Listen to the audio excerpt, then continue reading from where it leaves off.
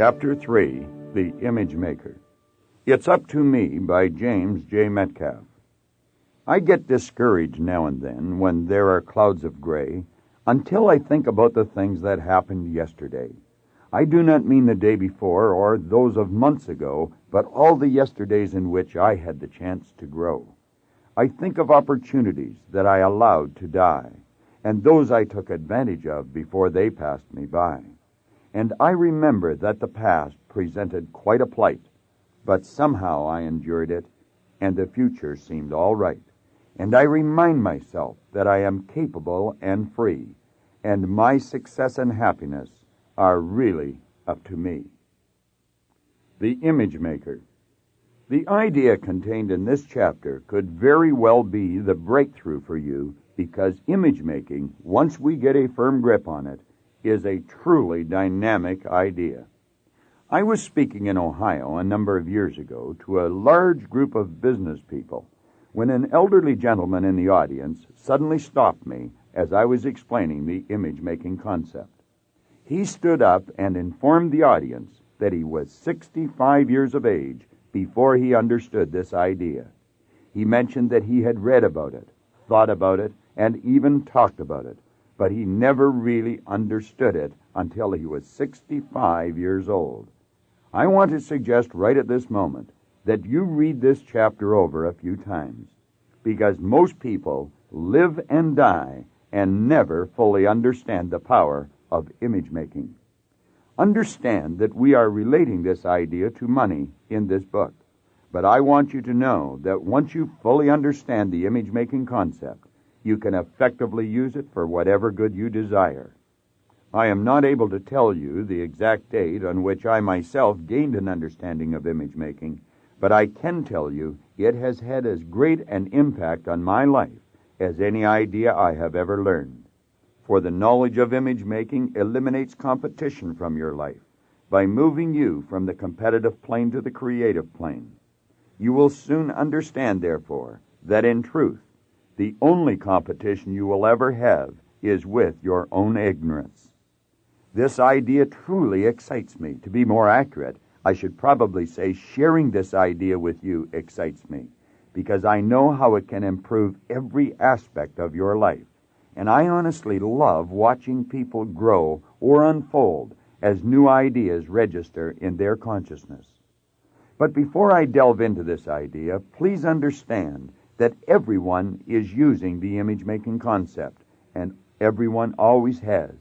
In fact, everything that has ever come into your life has come as a direct result of the image-making process. Therefore, if you will only become aware of the results which you have obtained, you will realize you have already employed this great mental tool. Just take a look at the results most people obtain. Generally speaking, you could say it is quite obvious that when they make use of their image-making ability, they almost always use it the wrong way. You are an image maker. Most religions teach that God is responsible for everything made in this world, and I would fully subscribe to this proposition. However, as co-creators, human beings must bear responsibility for what God makes in their lives. The minister and the farmer.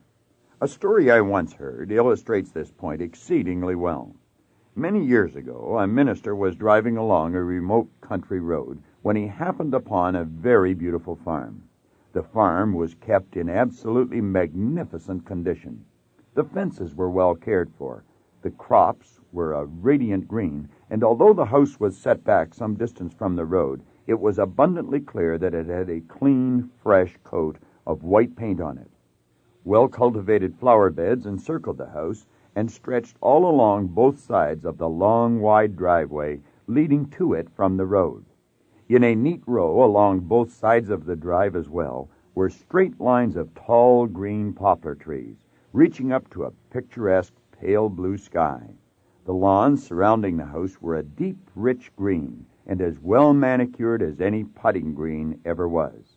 Indeed, the entire picture would have fit well on a postcard, since it was absolutely breathtaking in its splendor.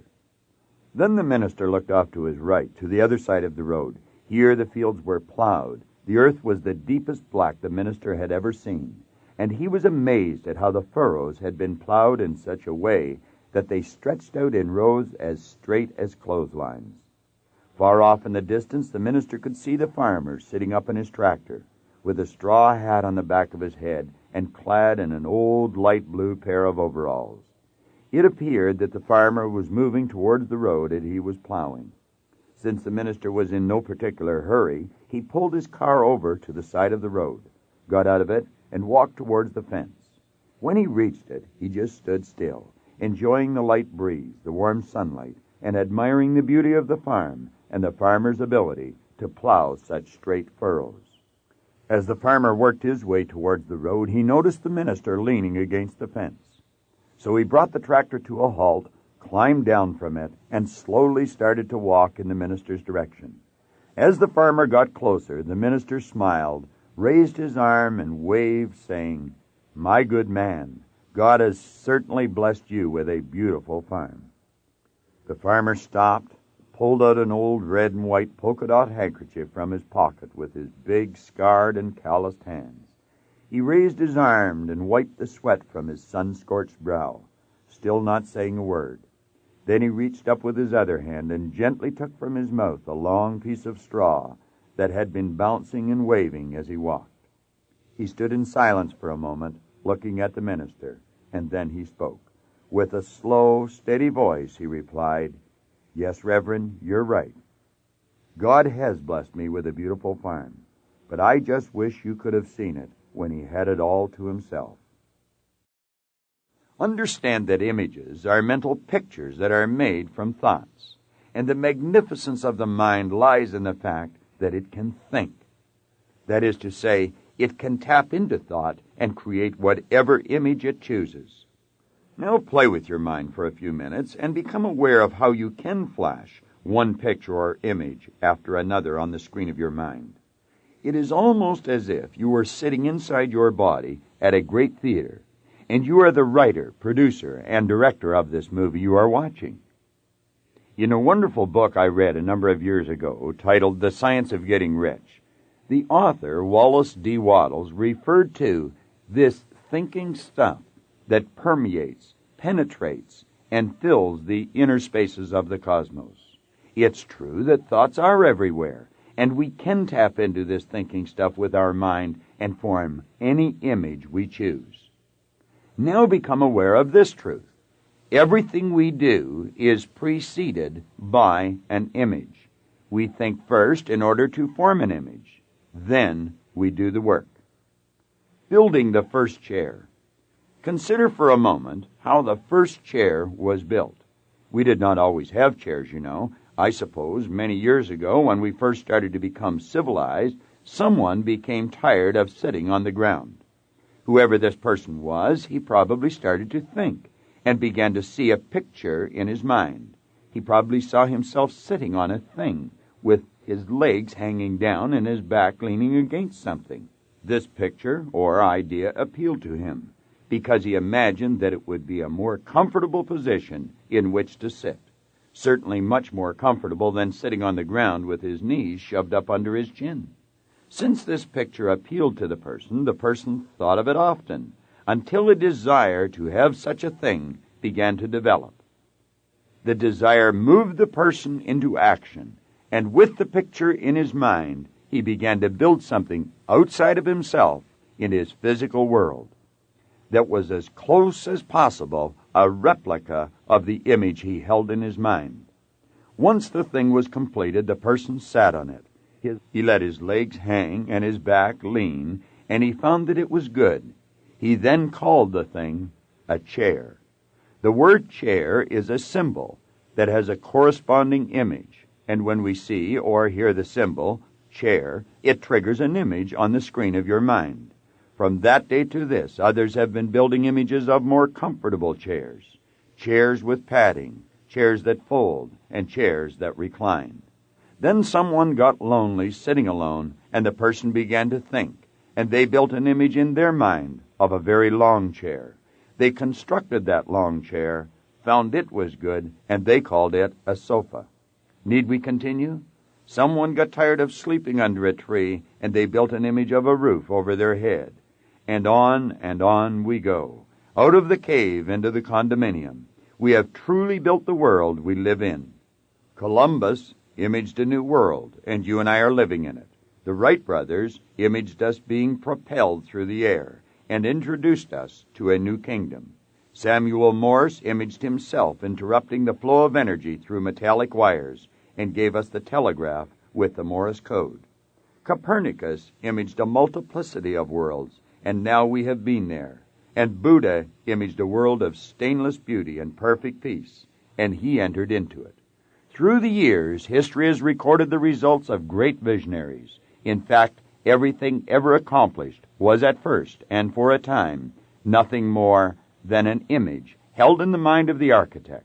Realize now that you too are the mental architect of your own destiny. Going to the movies. Consider this. Jack Nicklaus, the world-famous golfer, explains he will not even pick up a club until he has a very clear image on the screen of his mind, showing exactly how the ball will fly through the air, how it will hit the ground, and where it will roll after it hits.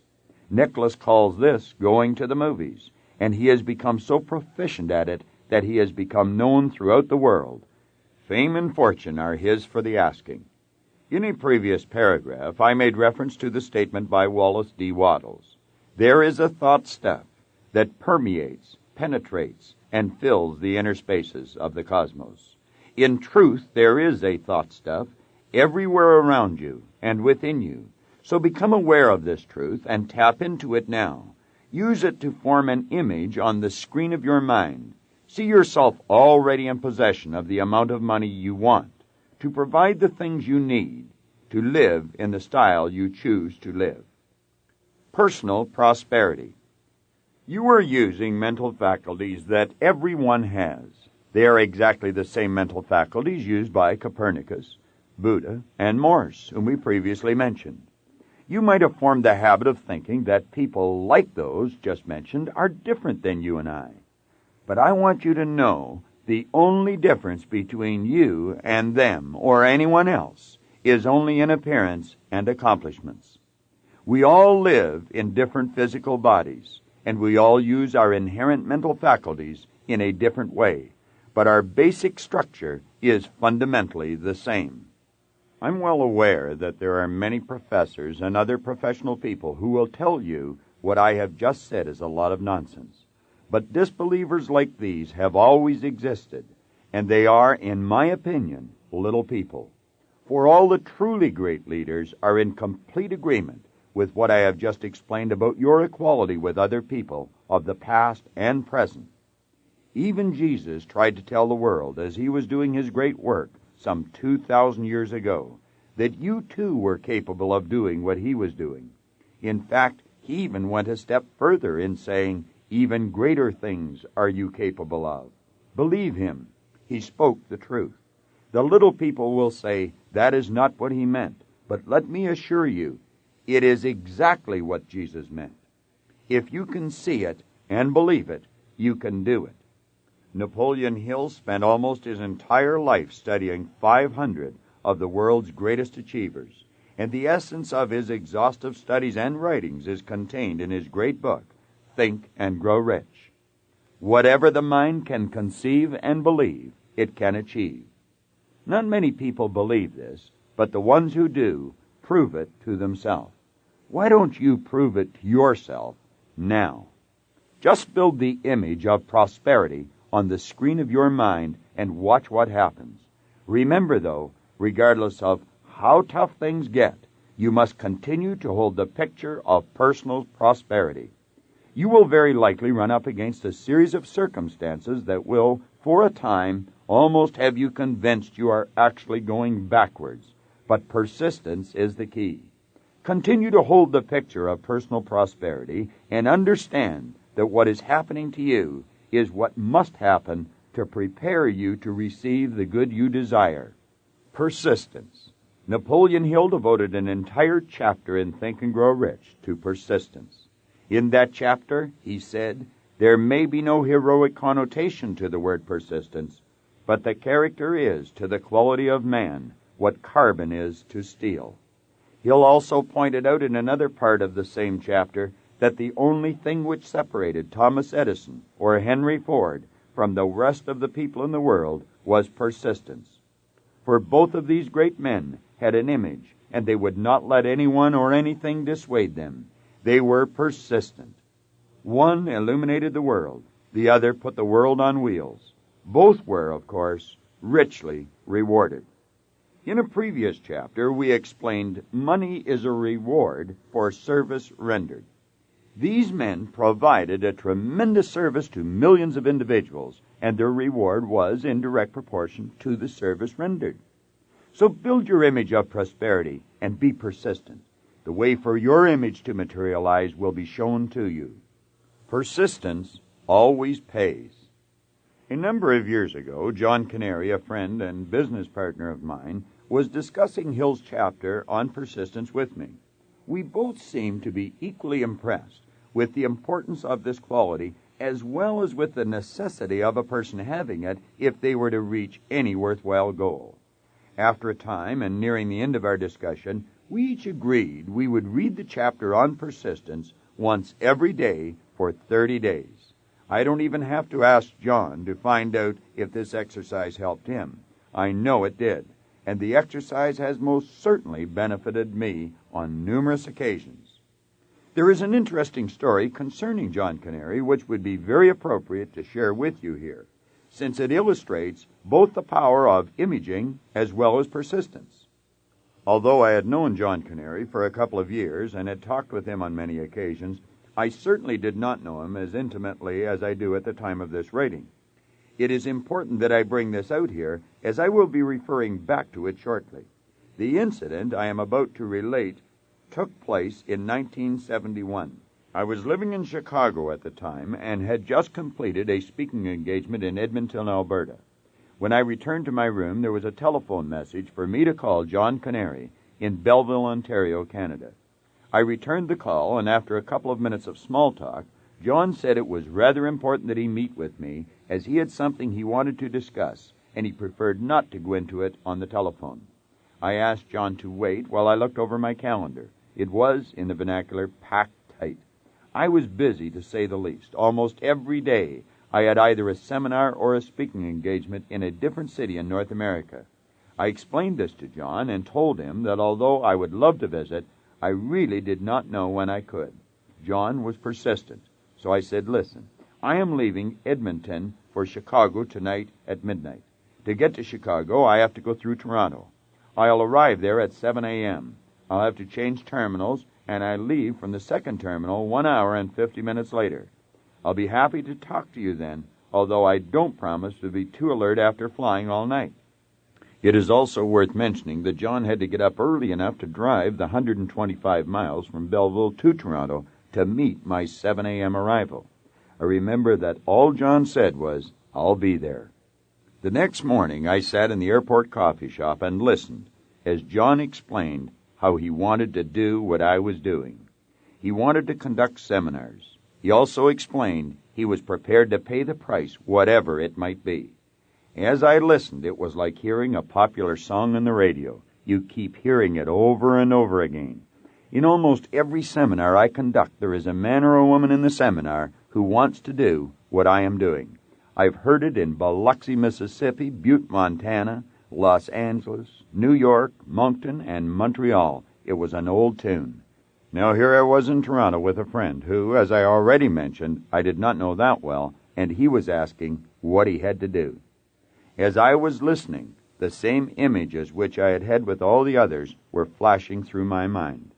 I was remembering all the traveling, the fear of standing up and speaking in a large hotel ballroom crowded with people who wanted you to get them excited, but who were mentally putting you on trial at the same time, thinking, does this guy know what he is talking about? In many situations, such as a sales convention, you had 40 minutes from beginning to end in which to build a rapport with a few hundred strangers and get them excited about themselves.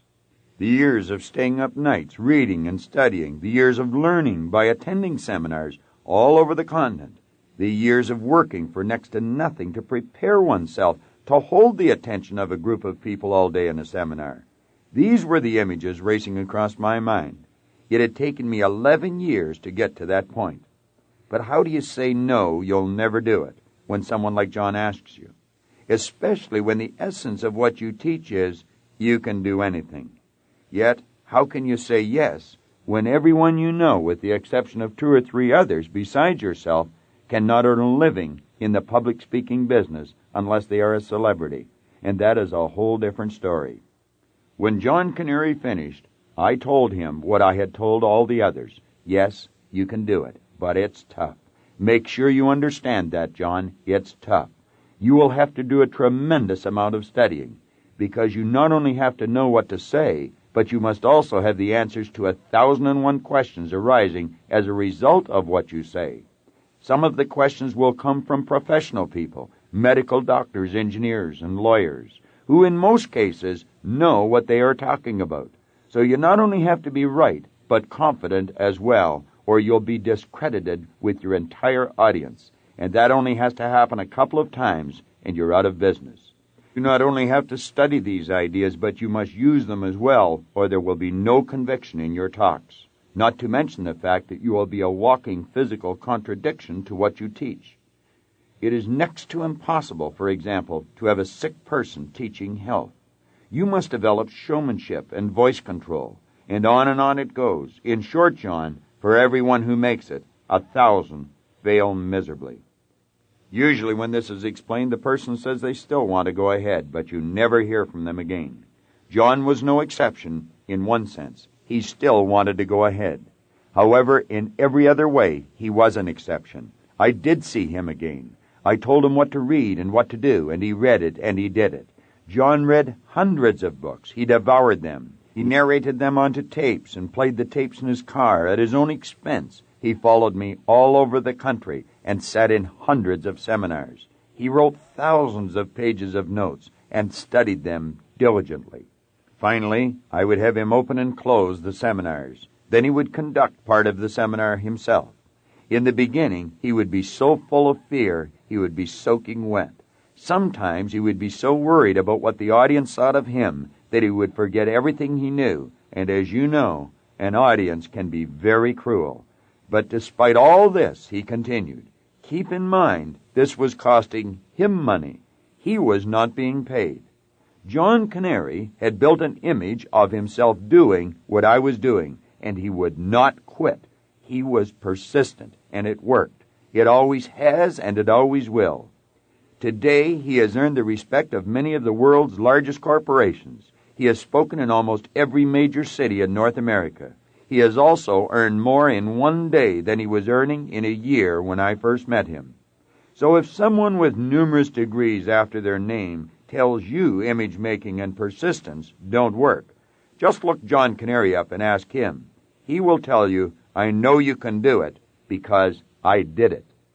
Philip Nicola, a minister in Santa Ana, California, preached a sermon on a similar idea one Sunday that I was fortunate enough to hear when I was living there. He said, keep your mind on a higher image rather than a lower concern. I realize that is not always an easy thing to do, but it sure pays great dividends for the person who develops the mental strength to do it, and that is what it takes, mental strength. Build your image now and develop the mental strength to hold it. A number of years ago, prior to Napoleon Hill's death, Earl Nightingale condensed and narrated Think and Grow Rich onto a long-playing record. At the end of the record, Mr. Hill comes on to close the record. He said, And now, as I stretch out the hand of friendship through time and space, let me remind you not to go searching for opportunity in the distance, but reach out and embrace it right where you are. Waddles said this thinking stuff permeates and penetrates the entire universe. They're both telling us the same thing. So build your image now, right where you are. Don't even wait until you finish this book. Build it now, and let the remaining pages in this book strengthen the image. You don't even have to try. Just let the image of a more prosperous you float to the center of your consciousness. It's already here, so let it appear. For many years now, I've been very aware of the power that flows through you to accomplish good in your life when you hold the proper image in your mind. And this great truth has been responsible for many wonderful things happening in my own life. Moreover, I have also seen numerous examples of what a proper image will do in the lives of other people. Paul Hutsey's story. I would be remiss if I concluded this chapter without sharing Paul Hutsey's story with you. It all began when I received a telephone call from Charlie Beck, who was the Vice President of Sales for the Southwestern Home Office of the Prudential Insurance Company of America in Houston, Texas. He invited me to speak at the company's regional business conferences to be held in Toronto, Canada. He explained they had 4 different regions, and each region was coming in for 3 days to the conference. This meant that they wanted me to work in Toronto for approximately 12 days. Although I was living in Los Angeles at the time, Toronto was my hometown, where I grew up. My family and friends all lived there, so naturally the idea appealed to me. But I asked Charlie how long I could have on the program, and he said, about an hour. I think it is worth mentioning at this point that I have not as yet learned to teach anyone much in an hour, and I told him so. I explained that if he would give me 2 mornings on the program with each region, I would be glad to come and do the job for him. I wanted 2.5 hours each morning. Charlie's southern accent was interrupted by a real deep belly laugh as he explained they had never done anything like that in the 100-year history of the company. All of their executives had to take part in the program, he said, and so they never gave anyone that much time. However, I stood firm. I gave him the name of a couple of other vice presidents in his company whom I had worked for, and I suggested that he call them to find out if my idea had any merit. But as I hung up the phone, I did so rather reluctantly because I really wanted the job.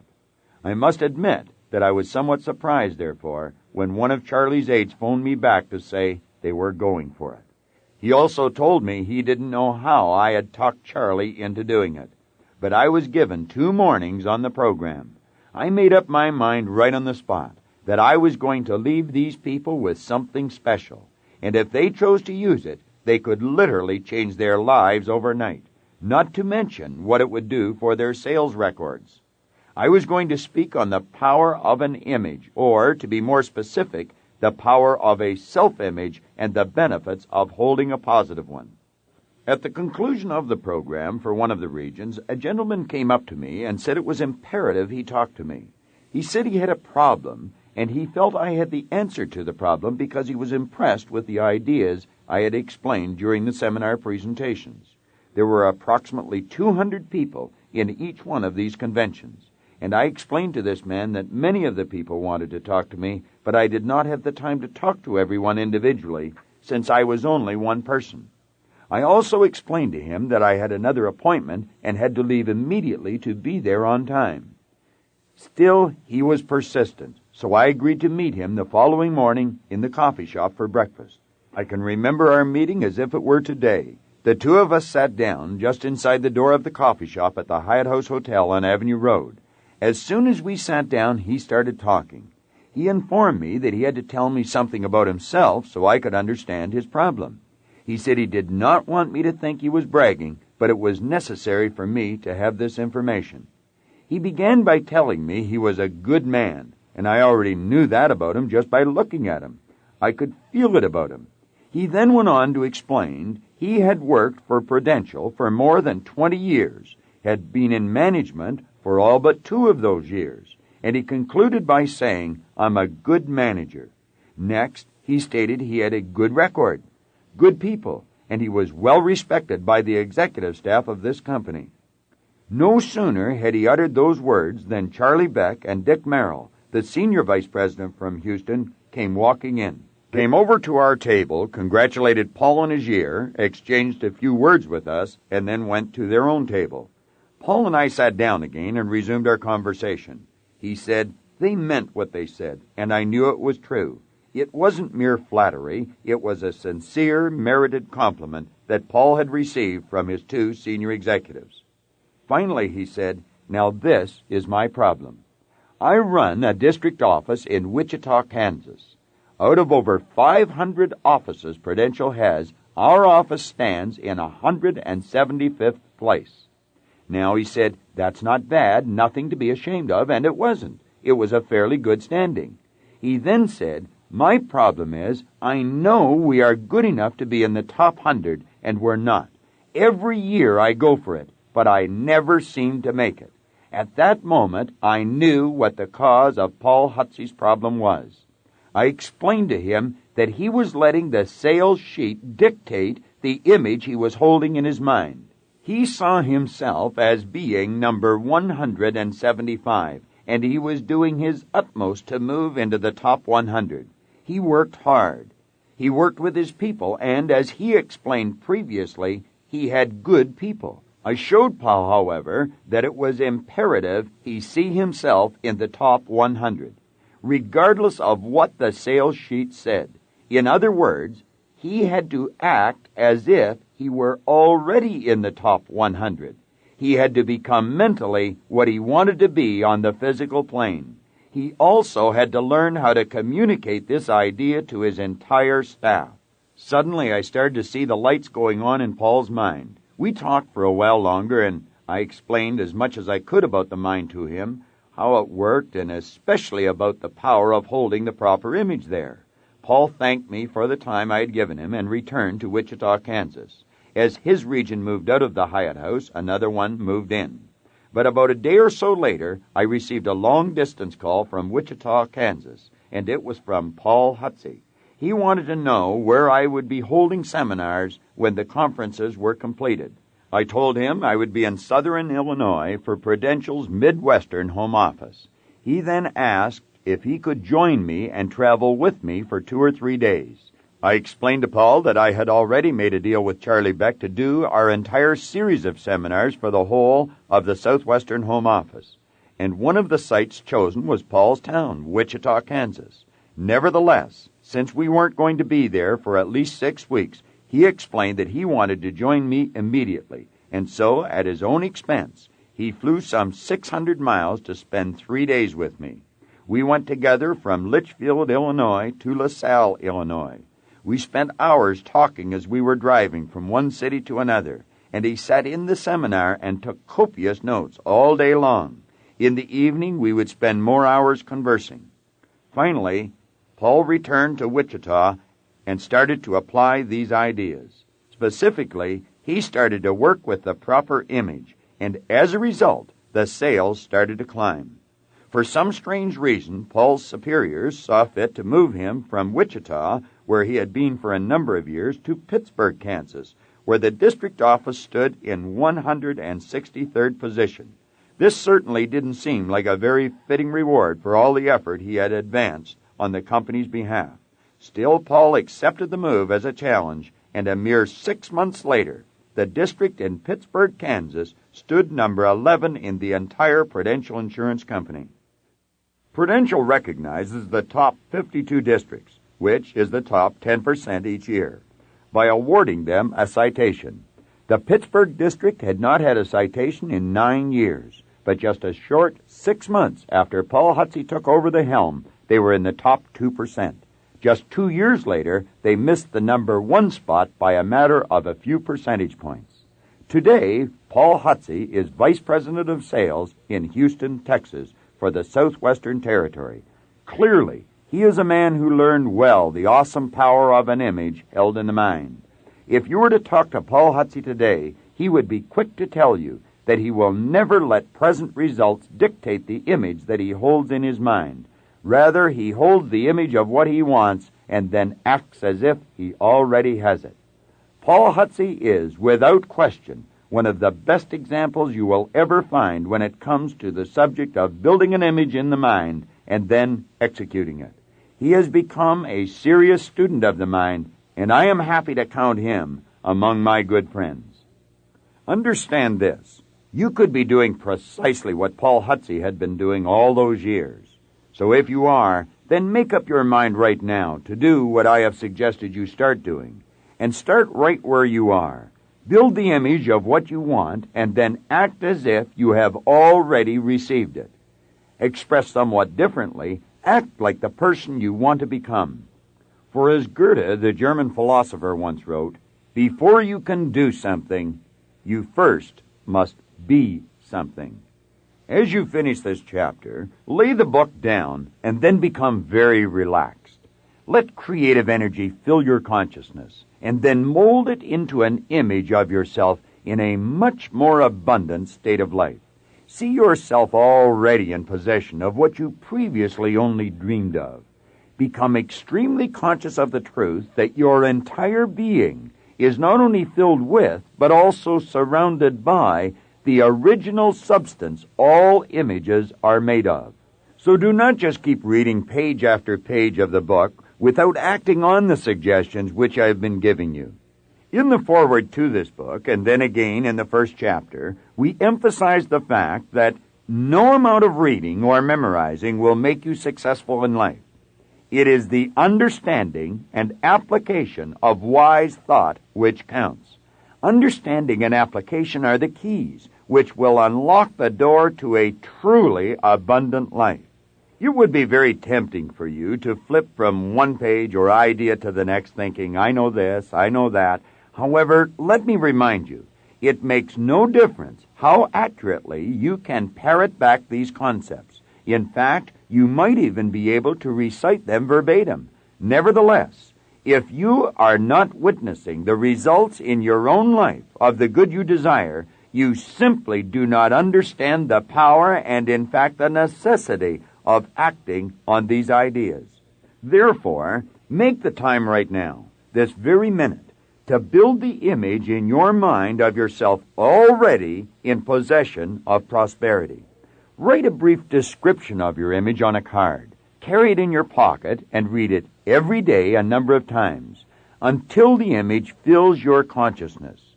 Begin your written statement with, I am so happy I now see myself with, and then put whatever you want down there.